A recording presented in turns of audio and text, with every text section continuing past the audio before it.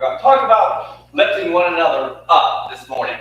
We're going to talk about a couple of brothers. No, not Andrew and Eric, all right? Although I hope they learned from this lesson that I'm going to talk about, but I'm sure they're perfectly okay. If not, they have Leslie, they got Samantha, and they got Clyde. They got the works to help them out with this, okay? But we're going to talk about blessings in a mess here in a little bit. So, I'm talking about encouragement and whatnot, but first of all, I want to say, I'm really glad to see you being here this morning. We have a lot of people out on vacation and yada, yada, yada, and I'm glad for them. I really am. So, that is great. But it's good, and for everybody who took parts in the service and are taking parts in the service, for the men and women, thank you on this 21st day for doing your part, and I appreciate that. But it said, well, Danny, why don't you go in the back first, meet the people, and then come up front, so they go into the front and go in the back, okay? So, Dan, I'm going to do that, because I like your name, Danny, Dan, okay? I like that, okay? And we'll just go over which way. In fact, when it's Anthony up here, I'll go to the back, and we'll just vice versa, Anthony. We'll just tag team, okay? We'll just, and then since you're a big time wrestler, I'll pick you up and throw you, okay? Instead of you picking me up and throwing me, all right? Right. But then talking to my very good friend, my sister Tammy, she said, hey, did you send your house up for sale? Did you get it ready? Is it all cleaned up? And I'm just looking at her, and she's going, rain. And I'm looking at her, and I'm thinking, oh. And so I said, just listen. And our beautiful daughter is just looking at her and looking at me. But we got the picture, didn't we, Tammy? We got it. No, my house is not up for sale yet, but it will be. It will be. So I talked to my brother Paul. Paul said, hey, don't worry about the mud down there at the bottom. You know, it's going to rain, and the rain's going to wash it away, and everything's going to be okay. Did you see the difference in those conversations? Okay? I mean, we're going to talk about encouraging. And my sister Tammy, she does such a great job. Kenny is so lucky to have a wife like that. I love it. I just love it. But nonetheless, hey, I need some help, folks. Because when I saw that beautiful riverfront property, chandeliers in the house, and it's like, whoa, how beautiful. Women just love chandeliers, okay? But I do too. I do too. I like pretty things. If it's for me, I'm not taking phone calls, Charlie, okay? That's okay. Just give it to Jeannie. She'll handle that situation, okay? But no worries. So, life is an adventure, isn't it? It's just an adventure. So, whenever you get in find a place to either rent for right now, or if I'm not going to buy my greenhouse because I thought I did, and the river almost took it. So forget about that, Preston. Don't set your hopes on big things or whatnot, because life will spoil that. But anyway, we're going to have a place to live, so I'm seriously saying this summer. I need to, because I am going to put the house for sale. I'm pretty positive that house will sell like that. Really, if it don't, it's okay. It's okay. I'm going to give it to Tammy. All right? So, anyway. All right. So, here's the deal. The deal is this. Blessings in a mess. Only God can turn a mess into a message. Now, get this. A test into a testimony. A trial into a triumph. And a victim into a victory. Only God can do that. No counsel. Nobody else. Only God. I'm not being condescending on other people. I'm just saying, God is the God of all. And we need God. Matter of fact, Paul, I agree with you. Tammy, I agree with you. God can take care of that river bottom. I'm not concerned about it. God can help. Because we understand that as we walk down here below, Johnny Bob, as you take that chain gang and you go up and down that St. Mary's football field, and as we move about and do our daily work jobs. We understand we got bigger, but we're prioritizing. See, we have fought the good fight. We have finished the course. We're trying to keep the faith now. That's your job. That's my job. We got to help people to keep the faith. There's a lot of people that are not going to keep the faith because the cares of this world is going to affect them. So we're going to do all we can to help them, ladies and gentlemen, all that we can. Have you ever experienced this yet in your life? And if you have not, you will. If you have not, you will. Give it time. It goes something like this. I got myself into a mess. I better get myself out. Anybody ever get yourself into a mess? Anybody ever said something that you regretted to say? Anybody ever did something you regretted to do? Anybody ever been somewhere you regretted you were? I mean, that's just our makeup, that's our portfolio, and boy, do we have issues sometimes. Folks, I believe in the God of grace. Do you believe in the God of grace? I believe in the God of grace. Okay? I'm still prone to act as if help available only when I deserve it. You know? Hey, I need your help, God. I need your help. But what about when you don't deserve it? What about when you don't? What about when you messed up and you know you messed up? Well, we need his help even more then, do we not? I do. So let's go. This is my text this morning, and I appreciate Paul reading, and again, all the men helping out on this day. I want to turn to the first book, Genesis. Okay, so if you would like to turn along with me, I want to go to Genesis chapter 28. Genesis chapter 28.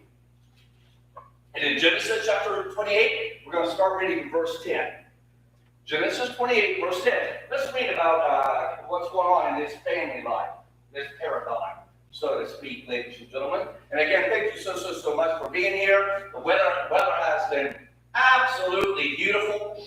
And I'll tell you, windy and, sunny and good to get out and walk and just get a lot of things done. Get ready for spring and summer and yada, yada, yada, yada. So, follow along, look along with me. We're in Genesis chapter 28, verse 10. And Jacob went out from Beersheba and went towards Haran. And he lighted, upon a certain place and tarried there all night because the sun was set. And he took stones. Well, that's pretty interesting, isn't it? I wonder if them were typical stones. I wonder if them was the really good stones you could buy at a mattress store. They cost like $5,000. I love those stores. First side is, soft, warm. Your side is real cool. You can just do everything. All these guys, I used to just play with it. My wife would be on the right side. Love it. Look at this. He took of stones of that place and put them for his pillows. Can you imagine that? That can't be what happened. Yeah, that's what happened. Are you thankful for your pillows you have at night? Are you thankful for, you say, I don't use this pillow preacher. That's your fault. All right? And they laid down a place to sleep. And he dreamed. And behold, a ladder set up on earth. And the top of it reached. Behold, the angels of God ascended and descended on Isaac. And the land where thou liest, to thee I will give it into thy seed. So God is talking to him. What a dream! And thy seed shall be as the dust of the earth. And as thou shalt spread abroad to the west, and to the east, and to the north, and to the south, and in thee, and in thy seed, shall all the families of the earth be blessed. What a blessing! Give me that blessing, God. I want that blessing. And behold, I am with thee. I will keep thee in all places, whither thou goest, and will bring thee again into this land. For I will not leave you. Not only am I going to keep you and help you and give you, I will never leave you.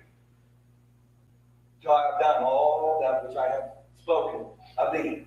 And Jacob, his brother, Jacob, awakened out of his sleep, and he said, surely the Lord is in this place, and I knew it not.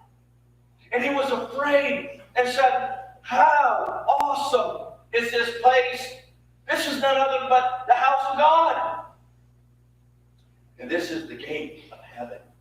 And Jacob rose up early in the morning and took the stone that he had put for his pillows, and he set it up for a pillar, and he poured oil upon the top of it. And he called the name of the place Bethel, but the name of that city was called Luz. That's first. And Jacob vowed a vow, saying, if God will be with me and will keep me in this way, that I go and will give me bread to eat and raiment to put on, so I come again to my father's house in peace. Then shall the Lord be my God, and this stone which I have set up for a pillar shall be called God's house. And of all that you shall give me, I will surely give a tenth back to you. What an amazing story, isn't it? What a dream. Anybody have really dreams? You think, I dreamed it. Boy, this is I've already done that. I feel like I've already, somewhere in my mind, psychologically, I did this before. What a story. You see, God's encounter with Jacob is a beautiful illustration of how true this is when we are in a mess. Because I said, tell you what, ladies and gentlemen, Jacob was in a mess. Oh yeah, he was in a big mess. A lot of things going on in his families. Anybody ever get yourself in a family mess, ladies and gentlemen? I know a lot of people, and especially Christians, they get in messes. It's just, I think sometimes we're prone to it. It can happen. Trials and tribulations. We're just prone to it. And people just give me the strangest look. Why did this happen to me? Well, God knows. But sometimes that's the best time that we need God's grace, isn't it? When we're at the bottom, and the only place you can look is down. Anybody ever been there? I have. Blessings in a mess. Jacob has spent a lifetime, now listen to me. Jacob has spent a lifetime trying to alter his destiny. You see, he was born second, not first. You want to be born first in family. All right? Back in that day, first, not second. At a time when firstborn sons typically received their father's blessing, believed to guarantee future prosperity, wouldn't it? Because that's what Genesis chapter 25, verse 25 and 26 says. That's just the way it was. The firstborn son, he's the one that got everything, okay? So, brethren, Jacob decided to do whatever he could to take, or to get his father's blessing. Whatever it took, I'm going to do whatever I can to get it. I'm going to get that blessing. Okay. Andrew, Eric, I don't know which one's older because you both look very, very young, okay? But anyway, Eric, your brother was pointing at you, okay? Okay. So you know why? So it would be like Andrew saying, oh, I want to get a blessing. You know, what can I do? But this was interesting to me. Eventually, he succeeded through deceit. Not that Andrew would ever do this, okay? Obtaining the blessing intended for his brother. So they had to come up with a scheme. Can't we have Rebecca? I heard her saying this. But when we look at Genesis 27 now, since you're in Genesis, let's just go back and let's tell you really the whole story here. So in Genesis 27, starting in verse 18. So it came to pass that his father, or he came unto his father and said, my father. And he said, here am I. And I want you to watch this. I want you to watch this very clear. And Jacob said unto his firstborn. I have done according as thou badest me, or told me to do. Arise, I pray thee, sit, and I'll eat my venison, that thy soul may bless me. Because that's what his dad said to do. I'm getting ready, I'm going to be dying, and I want you to go out and get me a nice soup, and I want to eat it, then I'm going to bless you. What a wonderful thing. But the blessing always went to the firstborn, not the secondborn. So Jacob, he's got to do something. I want that blessing. So bless me. And look at verse 20. And Isaac said unto his son, how is it that thou hast found it so quickly, my son? And he said, because the Lord thy God brought it to me. And Isaac said unto Jacob, come near. Come near. Because here are some differences in these boys. One was a lot hairier than the other. Okay? I'm just saying. I pray thee that I may fill thee, my son, whether thou be my very son Esau.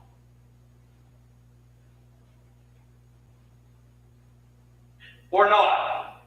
And Jacob went near unto Isaac his father, and he fell to him and said, the voice is Jacob's voice, but the hands are the hands of Esau.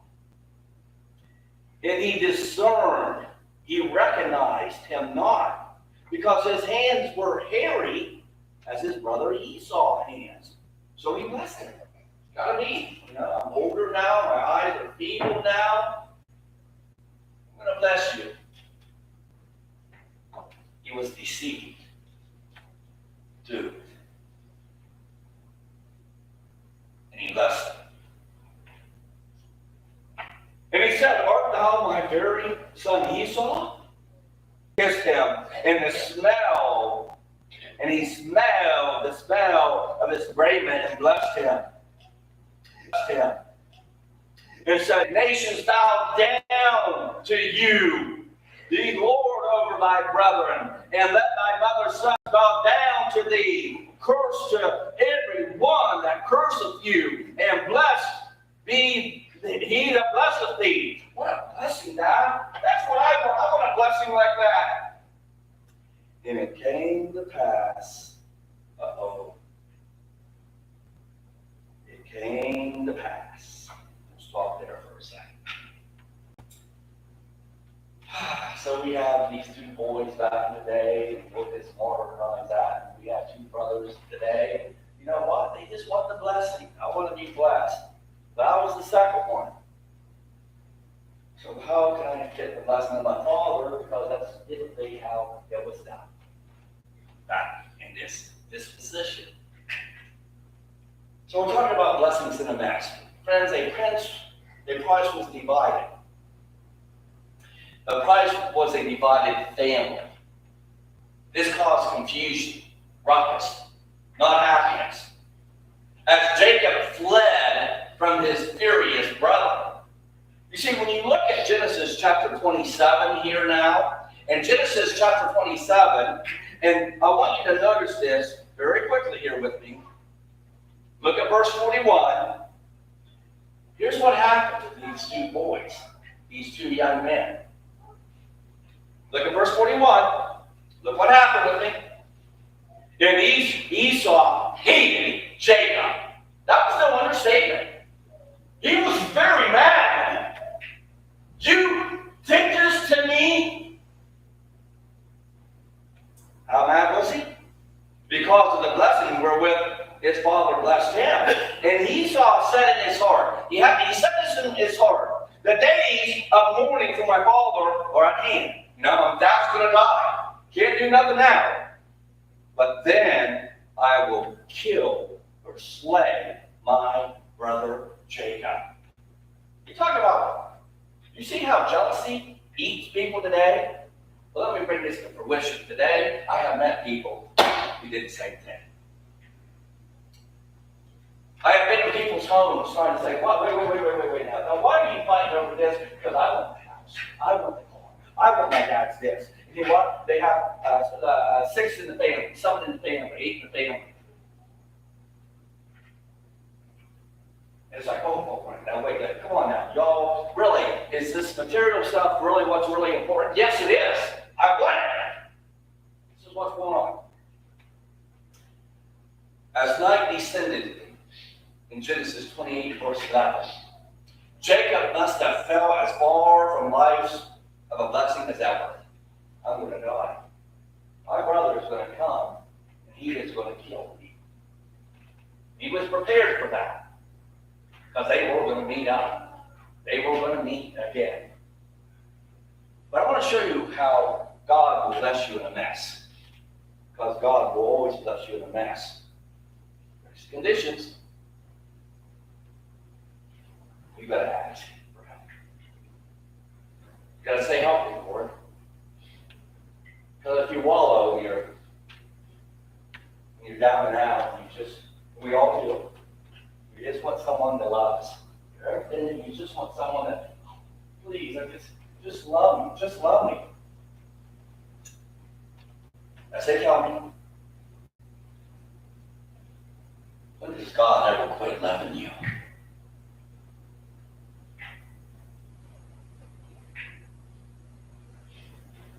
His son paid the ultimate price to help you in a mess that not he was in, you are. I was in. But it was there, leaving behind a trail of deception, that Jacob met God, and God showed him he didn't need desperate schemes to be blessed. He already was blessed. You're already blessed. Jacob, you've already been blessed. His destiny, a purpose far greater than material prosperity, what we all want. We want, hey, I want the house. I want my dad's vehicles. I want his motorcycle. I want his boat. I want this. I want his guns. I want his money. I want this. But what about all the other children? I don't care what they want. I want it. I want it. Sad thing is, I see the world acting like that. I understand that, but I have a problem when Christians act like that. I have a big problem.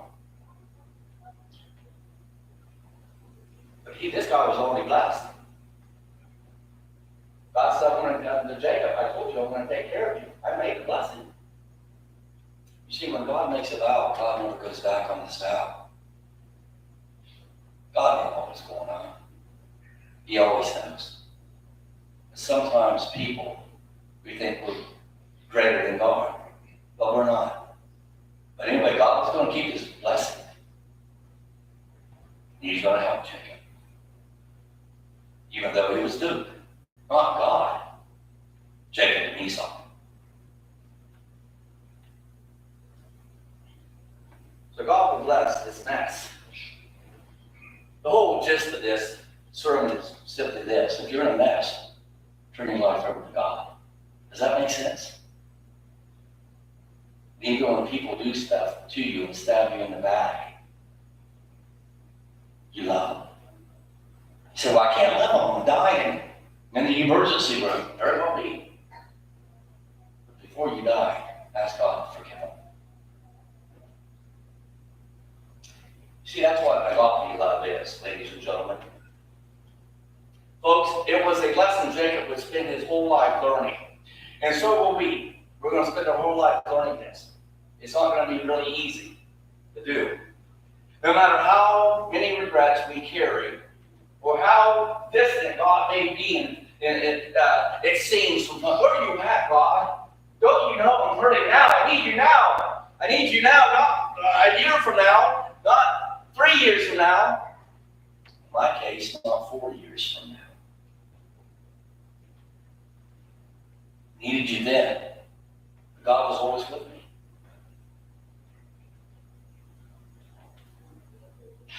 He's still there, and he's gently guiding. He's always been guiding me in a mess. God, I have 4 children. I need to help them. I need to be strong for them. I have so many people depending on Mr. Allen to encourage them and make them feel better. And you're so upbeat and yada, yada, yada, yada. And that's good. If you have that talent, do it. Use it. Be it. But what if you don't want to use it? Do it. Be it. Because you feel down. You just feel like, I need help. My husband's just suckling for a younger woman. That never happens today.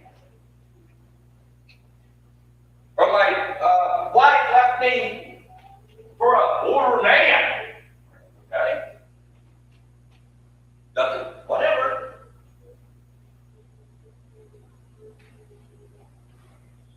What does God want out of your life? However old you are.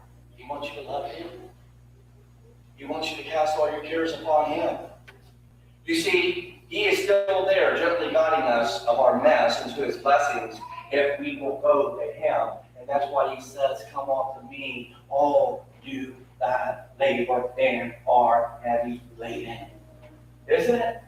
I will give you rest. Take my yoke upon you and learn of me. For I am meek and lowly in heart, and you shall find what? That's right, to your soul. God cares for us in Matthew 11, 28 through 30. He cares for it, ladies and gentlemen. So what we need to do, what we just simply need to do, is sometimes we need to say, not today, devil. Not today. I am feeling blessed.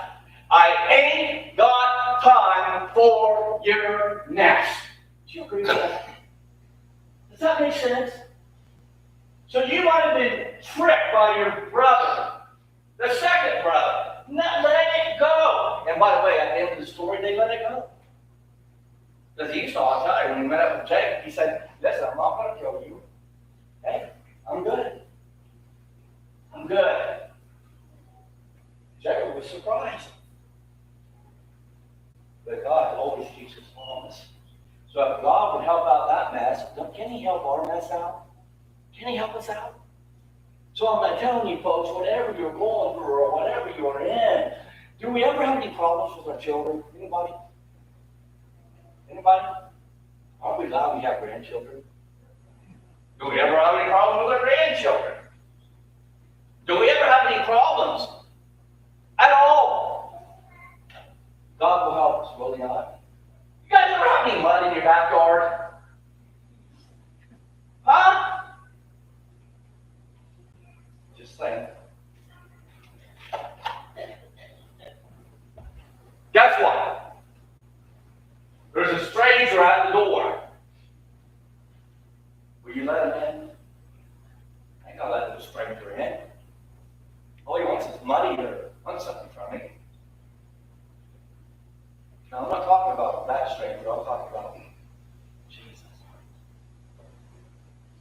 Because Jesus is never a stranger. And yet He is a stranger to all the people that don't know Him. God, thank you for cleaning up. I'm not pointing at you. This mess. You blessed me so much. I can go anywhere I want to go. Not because of the enemy. Because people are dying out there on the vineyard. They need to be uplifted. This congregation has been blessed and will continue to be blessed. You got a young man with Anthony. You know, he's doing such a great job. God will help us. But we've got to help one another now. But when you give it all to God, God can help you. Do you believe that? And that we help people at St. Mary's, West Virginia, to find the Lord. Amen? Because that's what it's about.